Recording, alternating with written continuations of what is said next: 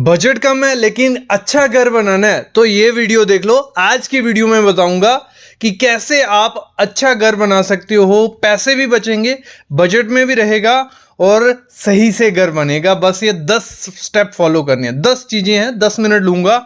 शुरू करते हैं आज का वीडियो।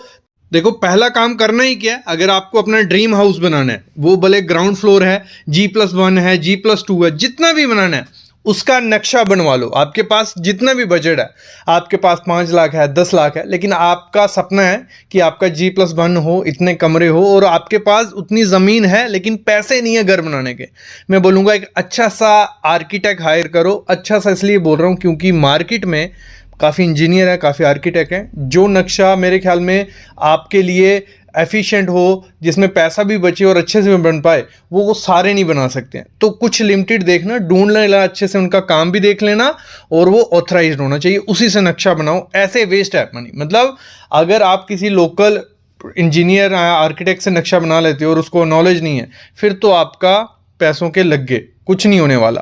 तो और दूसरी चीज इसी में जाना है कि विदाउट नक्शा, नक्शे के बिना घर नहीं बनाना है, फिर वैसे वेस्ट होने वाले हैं। देखो, नक्शा मैंने कहा था क्या करना है, आपको जैसा बनवाना है वैसा बनवाओ, भले पैसे कम है। लेकिन जब आप नक्शा बनवाओगे, आर्किटेक्ट को बता देना कि मेरे को क्या करना है, इतना सा मेरे की अभी मेरी रिक्वायरमेंट है कि एक कमरा में बना लूं, एक लॉबी हो, एक किचन हो, एक बाथरूम हो, बाकी मैं बाद में कंस्ट्रक्शन करूंगा 2 साल बाद या 3 साल बाद। तो नक्शा इस हिसाब से बनाना कि ये चीजें मैं पहले बना सकूं, ये 3 चीजें बना ली और बाद में जब मैं कंस्ट्रक्शन कराऊं तो इसी प्लान के हिसाब से मैं नेक्स्ट बना सकूं। मतलब आपको प्लान पूरा बनाना है लेकिन बजट जितना है उतनी कंस्ट्रक्शन अभी करोगे, नक्शा आपके पास होगा, आपका सपनों का घर आज नहीं कल नहीं परसों जरूर बनेगा। ऐसा मत करो कि पैसे कम है लेकिन मन कुछ हो रहा है बनाने का, प्लान उतना ही करोगे, फिर बाद में जब पैसे आएंगे तो फिर वो तोड़ के बनाना और वो वैसा बन नहीं पाओगे। तो अभी से आपका नक्शा G+1 या G+2 के लिए रेडी होना चाहिए, जैसे आपने ड्रीम लिया। अगर छोटे घर का लिया है, आप उसी हिसाब से जा सकते हो। ये पहली चीज है। जब ये घर बना रहे होते हो, आपके पास अभी 5 लाख पड़ा है, 10 लाख पड़ा है या 20 लाख पड़ा है, तो आपको बजट का आइडिया नहीं है कि पैसे लगने कितने वाले हैं। देखो, वो आर्किटेक्ट भी आपको बता देगा क्योंकि लमसम वो आइडिया दे देगा और आप खुद से भी निकाल सकते हो। लगा लो आपका 600 स्क्वायर फीट का एरिया है या 700, 800, 900 जितना भी है, 600 स्क्वायर फीट पकड़ लिया। इस समय आरसीसी का मतलब आप पेंट से प्लास्टर तक हमारा घर कंप्लीट ही होता है। लगा लो प्लास्टर हो गया, थोड़ा पेंट हो गया और दरवाजे लग गए, अंदर का इंटीरियर नहीं भी हुआ, तो 1450 रुपया पर स्क्वायर फीट पूरे इंडिया में 28 स्टेटें हैं ना, लगभग यही रेट चल रहा है। 50 रुपये, 100 रुपये, 150 रुपया ऊपर नीचे होगा, इतना ही है। लग के आपको आइडिया लग जाएगा कि आपको घर बनाने में आना कितने वाला है खर्चा। 600 इंटू 1450 करते हैं तो आपको कुछ 8,70,000 रुपये आ गया। मतलब 8 से 9 लाख रुपए लगने वाला है अगर 600 स्क्वायर फीट का घर है। तो अगर आपने अभी अपनी जेब देखनी है कि उसमें 2 लाख पड़ा है, 3 लाख पड़ा है या 4 लाख पड़ा है, उतना पड़ा है, उसी हिसाब से प्लान करोगे। ये कमरा बन जाएगा, लॉबी बन जाएगी, बाथरूम किचन बन जाएगी। बाकी में जो मेरे को चाहिए नीचे के फ्लोर में, ऊपर के फ्लोर में, वो बाद में बनाऊंगा। नक्शा अभी से रेडी होना चाहिए, पहली चीज करनी है। दूसरी चीज क्या करनी है, जब आपका नक्शा बन गया, कभी भी जो आर्किटेक्ट सुजेस्ट करे कॉन्ट्रैक्टर, मत जाओ। जाने में सारे बुरे नहीं होते हैं लेकिन चांसेस होते हैं कि बुरा कॉन्ट्रैक्टर हो सकता है। बुरा का कहने का मतलब यह है, आर्किटेक्ट और कॉन्ट्रैक्टर मिल सकते हैं, वो उसी हिसाब से डिटेल बना सकता है कि कॉन्ट्रैक्टर को बेनिफिट हो, कॉन्ट्रैक्टर को बेनिफिट होगा तो आर्किटेक्ट को। मैं बोलता हूँ नक्शा बना के रख लो अपने पास, उसके बाद 10 दिन लो। 10 दिन में आपने करना क्या, पूरी प्लानिंग करनी है कि घर कैसे बनाना है। आपने देख लिया अपनी पॉकेट की इतना पैसा है, तो उसमें क्या करना है, आपको 3-4 ठेकेदारों से रेट ले लेना है। लेबर ठेकेदार से आपको करना कौन सा ठेकेदार है कि लेबर उसकी हो, मटेरियल आपका, उसमें आपके पैसे बचेंगे। उसमें आपसे 10 से 15% बच जाता है आपके टोटल घर की कंस्ट्रक्शन का। अगर आपके घर में 10 लाख लग रहा है तो उसमें से लाखों 1-1.5 लाख रुपए बच जाएगा अगर आप खुद से मटेरियल देते हो और लेबर हायर करते हो। तो आपको क्या करना है, लेबर ठेकेदार हायर करने, उसमें 3-4 ठेकेदारों से रेट ले लो। जिन ठेकेदारों से रेट लिया है देख लो, उसमें से 2 ठेकेदारों को आपको रेट पसंद आ गया कि रेट है, उनका काम देखो क्योंकि उस एरिया में कोई ना कोई काम किया होगा, वो काम देखो जाके, ठीक है, काम देखो और फिर उसके साथ एक छोटा सा एग्रीमेंट बना लो। कोई बड़ा एग्रीमेंट नहीं बनाना है कि उधर जाना है, मतलब कोर्ट जाना है या स्टैंप्स लगानी है। सिंपल लिखवा लो, उससे दोनों के साइन होंगे उसमें तो चल जाएगा। तो उसमें क्या लिखवाना है आपको, एक तो चीज़ लगाना है कि कितने में काम दे रहे हो, 200 रुपया 210 रुपये पर स्क्वायर फीट में, उसमें क्या क्या करके देगा, मतलब उसमें आप स्लैब डाल के दोगे, प्लास्टर, मतलब लिखवा लो क्या क्या करके देगा और क्या नहीं करके देगा, वो मस्ट होना चाहिए उस एग्रीमेंट पे। दूसरा, कितने दिन में वो काम खत्म करके देगा वो भी लिखवा लो, और पेमेंट कैसे कैसे देनी है, बस ये छोटा सा एग्रीमेंट कर लें। मटेरियल खुद से उसको देने, और मटेरियल किससे लेने, होलसेलर से, थर्ड मतलब बीच में बिचौलिए से मटेरियल लोगे तो आपको महंगा पड़ने वाला है। तो आपके एरिया में हर जो घर बना रहा है उसके हर एरिया में कोई ना कोई होलसेलर होता है, उसके पास डायरेक्ट जाओ, ठीक है, और मटेरियल उससे लो। और मटेरियल इस हिसाब से लेना कि आपको लगभग, जब आप आर्किटेक्ट से नक्शा बना रहे हो तो आप लमसम थोड़ा आइडिया ले लो कि कितनी ईंटें लगेंगी, कितनी सैंड लगेगी, कितना सीमेंट लगेगा। तो एक बार बल्क में डलवा दोगे तो ट्रांसपोर्टेशन का खर्चा बच जाता है, ठीक है। बल्क में मटेरियल उठवा लो। तो ये चीज करना है, जब आप विद मटेरियल लेबर उसकी है और मटेरियल आप दे रहे हो तो आपको वहां प्रेजेंट रहना पड़ेगा, काम की क्वालिटी देखनी पड़ेगी, ये चीज बहुत इंपॉर्टेंट है। अगली चीज करनी है, ओवर डिजाइन नहीं करना है, मतलब आपको घर बनाना है ग्राउंड फ्लोर ही सिर्फ, तो उस हिसाब से फुटिंग दो। अगर G+ बनाना है उस हिसाब से फुटिंग दो। लोग क्या करते हैं, देखो देखी में रहते हैं, मतलब किसी ने G+2 बनाया, G+3 बनाया, जहां उसने फ्यूचर में बनाना है, उसका माइंडसेट नहीं पता है, उसने ग्राउंड फ्लोर बना के रख दिया, और उसकी फुटिंग आपने देखी, इतनी बड़ी फुटिंग दी है, इतना बड़ा कॉलम दिया है और स्टील, तो आपको रहेगा कि यार मैं कहीं कम तो नहीं दे रहा हूँ। कोई दिक्कत नहीं, आपने स्ट्रक्चरल इंजीनियर से डिटेल लेनी है। किससे? स्ट्रक्चरल इंजीनियर से।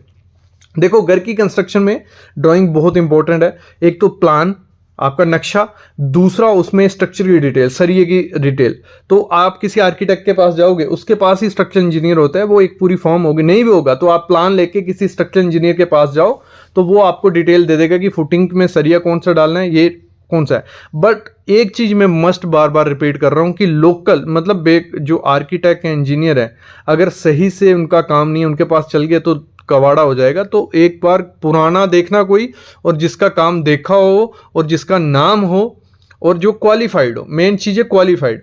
देखो, एक नाम बन जाता है जब सालों से काम कर रहा होता है कोई आर्किटेक्ट या इंजीनियर, तो नाम बन जाता है लेकिन क्वालिफाइड नहीं होता। क्वालिफाइड कौन है? जिसने डिग्री की है और अच्छी जगह से डिग्री की, तो पता चल जाता है। मतलब एक अच्छा आर्किटेक्ट और इंजीनियर हायर करना है। दूसरा, अगर वहाँ लोकल नहीं मिल रहा है तो ऑनलाइन काफ़ी फॉर्म्स हैं जो रजिस्टर्ड हैं, तो उनसे भी आप संपर्क कर सकते हो, उनसे बनाना है। मतलब आपको नक्शे लेने ही लेने, 4 नक्शे आपके पास होने चाहिए, प्लान, स्ट्रक्चरल डिटेल, प्लम्बिंग और इलेक्ट्रिकल की डिटेल, बहुत है। ये 4 चीज़ें होंगी तो अच्छे से घर आपका बन के रेडी हो जाएगा। मतलब बेसिक रेट जो खर्चा रहता है 20 से 25 हज़ार रहता है छोटे घर का, अगर आप ये सारे नक्शे बनवाते हो।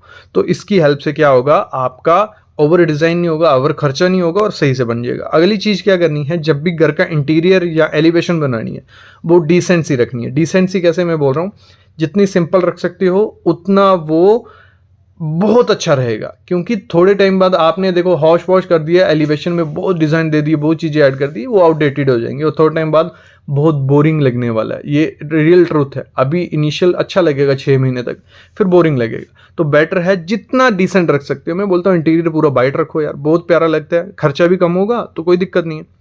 एलिवेशन रखनी है वो सिंपल रखिए, जितनी सिंपल एलिवेशन होगी खर्चा भी कम होगा, देखने में भी अच्छी रहेगी और मेंटेनेंस भी काफ़ी ज़्यादा कम होगी, ठीक है। अगला जो जैसे मैं बात कर रहा था कलर्स के बारे में, पेंट वगैरह अगर बहुत कलर करवाओगे वो नहीं अच्छा लगता है आजकल। आपको सिंपल रखना है, उसमें पैसे बचेंगे। जैसे आप क्या करते हो, पुट्टी करवाते हो पूरे घर में अंदर बाहर, साथ में प्राइमर करवा लो, खत्म कहानी। प्राइमर अच्छी, मतलब दोनों चीज़ें अच्छी कंपनी करवाओगे तो इतनी जल्दी ख़राब नहीं होगा, देखने में भी अच्छा लगेगा और इंटीरियर सस्ते में भी हो गया।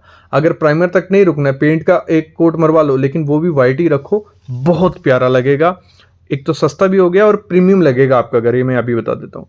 अगली चीज़ आपको क्या करनी है, जो फ्लोरिंग होती है तो हमारा 1-1.5 लाख रुपया खाती है। तो मैं रिकमेंड करता हूँ ना मार्बल लगाने की ज़रूरत है ना ग्रेनाइट लगाने की ज़रूरत है, सिंपल वाइट टाइल लगवाओ पूरे घर में। बाकी आपकी चॉइस है, आप कोई भी कलर चूज़ करते हो, लेकिन वाइट क्या होता है वो सब इंटीरियर के साथ चला जाता है और सस्ता भी पड़ेगा। जब एक साथ पूरा सामान लोगे, पूरी टाइल घर के लिए सेम लोगे, तो उसमें वेस्टेज बहुत ज़्यादा कम हो जाती है और रेट आप उसमें कम कर सकते हो। जब आप अलग अलग किस्म की टाइल लेते हो तो एक टाइल ही वो सस्ती लगेगी, दूसरी टाइल में वो रेट बढ़ा के बताएगा, तीसरी में और बढ़ा के, ऐसे होता है। तो आपको करना है, एक लेनी है उसमें बार्गेनिंग करके रेट कम कर लो, वेस्टेज भी कम हो गए, पैसे भी बच जाएंगे।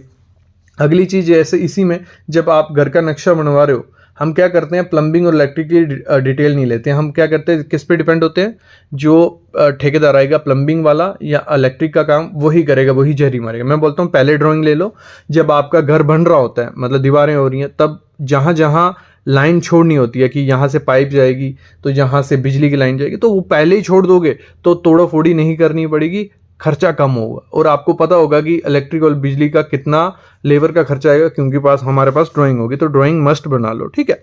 अगली चीज़ क्या करनी है, बहुत इंपॉर्टेंट चीज़ है, हम क्या करते हैं, फॉरेन के ब्रांड हम पिंटरेस्ट पे देखते हैं, यूट्यूब पे देखते हैं, फॉरेन के काफ़ी ब्रांड्स हैं, उनकी एड्स चल रही हैं, तो उनके मटेरियल हमें अच्छे लगते हैं। लेकिन लोकल ब्रांड जो है इंडिया के, बहुत अच्छे मटेरियल है। तो कुछ लोकल ब्रांड घर की कंस्ट्रक्शन में कौन कौन से लगाने, ये सामने लिस्ट देख रहे हो आपको, यहाँ सीमेंट, यहाँ सरिया कौन सा लगाना है, और यहाँ पे प्लम्बिंग का मटेरियल कौन सा लगाना है। जी कईयों को होता है कि ब्रिक हमें लाल ईंट यूज़ करनी है, ठीक है करिए, कोई दिक्कत नहीं है। लेकिन मैं बोलता हूँ अगर ब्रांडेड फ्लाई ऐश मशीन से बनी हुई लगाते हो, सस्ती भी पड़ेगी और लाल ईंट से बेटर है। WC ब्लॉक लगाते हो, बेटर है, आपकी चॉइस है, आप लाल ईंट के साथ जा सकते हो। लेकिन ये लगाते हो, पैसे बचेंगे और अच्छी क्वालिटी का घर भी बनेगा। तो ब्रांड क्या करने, इंडियन ब्रांड यूज़ करने। तो ये सामने मैंने कुछ इंडियन ब्रांड भी लिख दी हैं, आप इनमें से चूज़ कर लो।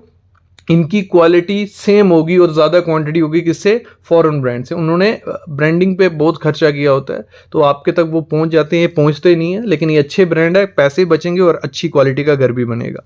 अगली चीज़ क्या करनी है आपको, जब भी घर बनाना है, मैं बोलता हूँ मटेरियल लेने से पहले या बनाने से पहले रिसर्च कर लो। रिसर्च आजकल यूट्यूब बहुत हेल्प करता है, हर चीज़ को जो भी चाहिए, जो भी जानना है आपको यूट्यूब पे मिल जाएगा। यूट्यूब पे नहीं मिलता है, गूगल पे जाइए, वहाँ मिल जाएगा, चैट GPT पे। तो रिसर्च जरूर करनी है, मतलब एक दो ऑप्शन आपके पास होने चाहिए। कहीं भी दुकान पे खरीदने कुछ जा रहे हो, आपको अगर आइडिया होगा तो अच्छी चीज़ भी मिलेगी और बजट में मिलेगी। अगर जाते ही खड़े हो जाओगे वहाँ, बोलोगे ये चाहिए, महंगी भी मिलेगी और अच्छी भी नहीं मिलेगी। तो रिसर्च कर लेना यार, 5-10 मिनट लगते हैं, या तो हमें कॉल कर लीजिए, हम आपकी पूरी हेल्प करेंगे। कंसल्टेशन फी रहती है हमारी 500 रुपया, जिसमें कोई भी क्वेरी है, कोई भी डाउट है, पूरा क्लियर किया जाएगा। तो वो भी कर सकते हो, जरूरी नहीं है। मैं बोलता हूँ, रिकमेंड करता हूँ यूट्यूब, गूगल, चैट GPT। बाकी तो कॉल अवेलेबल है, कोई दिक्कत नहीं है, डिस्क्रिप्शन में डिटेल है। अगली चीज क्या करनी है, फॉल सीलिंग की कोई जरूरत नहीं है मेरे ख्याल में, क्योंकि उससे अच्छा, फॉल सीलिंग से अच्छा क्या हो सकता है, plain ceiling, surface light, chandelier use करो और बेटर है, कोई दिक्कत नहीं है। विंडोज में लकड़ी, मैं बोलता हूँ लकड़ी जितनी अपने घर में यूज करोगे उतना महंगा पड़ेगा, और लकड़ी आजकल इतनी ट्रेंडी नहीं है, इतनी प्यारी नहीं दिखती है जितना आजकल न्यू आइटम्स आई हैं। आप एल्यूमिनियम, UPVC, CPVC, तो काफ़ी मटेरियल है, वो अच्छे भी है, देखने में भी अच्छे लगते हैं। वैसे ही डोर है, जो डोर हम खुद से बनवाएंगे वो महंगे पड़ेंगे।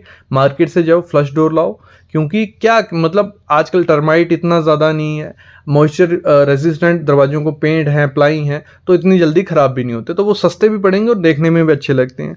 मतलब रेडीमेड फर्नीचर लाओ, खुद से बनाओगे, महंगा भी पड़ेगा और इतनी ज़्यादा ज़रूरत आजकल के ज़माने में मेरे ख्याल में तो नहीं है। तो ये कुछ चीज़ें करते हो तो बजट में भी घर बनेगा, खर्चा भी कम होगा और एक क्वालिटी का घर बनेगा। कोई भी क्वालिटी से कॉम्प्रोमाइज़ हमने नहीं किए हैं, स्ट्रॉन्ग घर भी बनेगा और बजट में रह जाएगा। मेरे ख्याल में आइडिया लग गया होगा। ऐसी वीडियो अगर पार्ट 2 चाहते हो तो कमेंट करो, और जो भी वीडियो चाहते हो यार कमेंट करो, जितने कमेंट आएंगे वो वीडियो पक्का आपके लिए आएगी। कुछ लोगों के डिमांड्स हैं अभी, वो पूरी नहीं हो रही हैं, लेकिन आज फिर से कमेंट करो। इस वीडियो में जो कमेंट्स होंगे उन पे गारंटी मैं वीडियो बना दूंगा, नहीं तो चैनल को अनसब्सक्राइब कर सकते हो यार। अभी मैं लेता हूँ अलविदा। जिन्होंने चैनल सब्सक्राइब नहीं किया तो प्लीज़ चैनल को सब्सक्राइब कर लो।